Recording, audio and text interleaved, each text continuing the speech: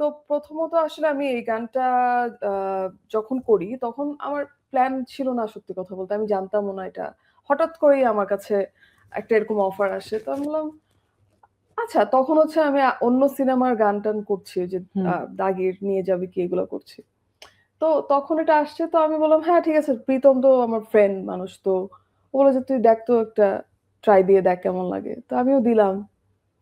খুবই মানে আছে না খুব ক্যাজুয়াল, খুব এরকম না যে, "হ্যাঁ, আমরা আজকে এটা করতেছি।" এটা না। খুব ক্যাজুয়াল ওয়েতে আমরা কাজটা করছি। তখন দেখলাম যে ফিডব্যাক গুলো উনারা হুম। পছন্দ করেছে। টিম পছন্দ করেছে। আচ্ছা। সো পরে গানটার শুটেও ছিলাম আমি। আ দেখতে গিয়েছিলাম শুটটা। তো সবকিছু মিলে এক্সপেরিয়েন্স তো খুব ভালো ছিল। ভয়েস দিতে কতক্ষণ লেগেছিল মনে আছে? একদম কম টাইম। একদম কম একদম কম টাইম। টাইম। হ্যাঁ, আর যেখানে প্রীতম আর আমরা যখন হুম। আমি তো রেকর্ড করছি প্রীতমের স্টুডিওতে। তো ওটা তো খুবই ইজি আমাদের জন্য। মানে আমাদের জোন। আ প্রীতমের গাইডেন্স ছিল। সবকিছু মিলে it was very easy and casual. তো আছে না যে মজা করতে, করতে একটা কাজ করে ফেলা ওইটাই হইছে। আর সবসময় ওটার আউটকাম আমি দেখছি যে বেটার আসে। আচ্ছা, প্রীতম আর জেফার এই জুটি থাকলেই কি ম্যাজিক্যাল কোনো কিছু হয়ে যায়?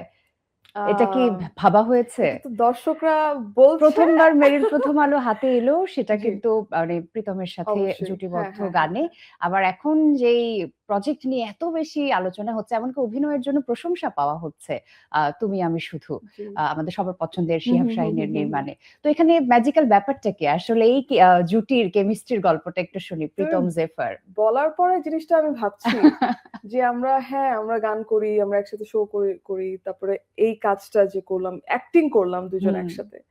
যেটা এত ভালোভাবে মানুষরা গ্রহণ আবার আমরা করল। যদি জেফারের প্রোফাইলে যাই, পিন্ড পোস্টটাও কিন্তু প্রীতমের সাথে আমরা প্রীতমের গ্র্যামিজ সাথে। এ একসাথে হ্যাঁ। গিয়েছিলাম। সো আমাদের এটাও তো একটা খুবই আমাদের বিশাল মুহূর্ত ছিল। তো হ্যাঁ, প্রীতম আসলে হয়েছে কি আমরা এক জেনারেশনের মিউজিশিয়ান তো। হুম।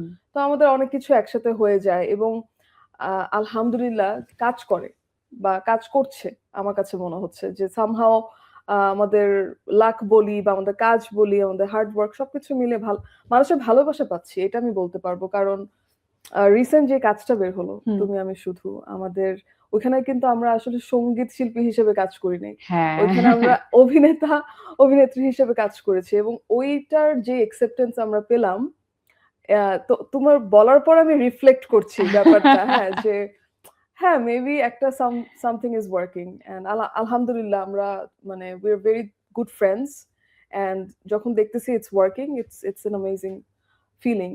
সো আমি চাইবো যে পরবর্তীতে আগামীতে যখন হুম, দুজনের কাজ একসাথে হু, হু। আসবে আরো এরকম ম্যাজিক্যাল ব্যাপার-স্যাপার ক্রিয়েট হোক। ইনশাআল্লাহ, সবসময় ইনশাআল্লাহ, শুভকামনা ইনশাআল্লাহ। থাকবে।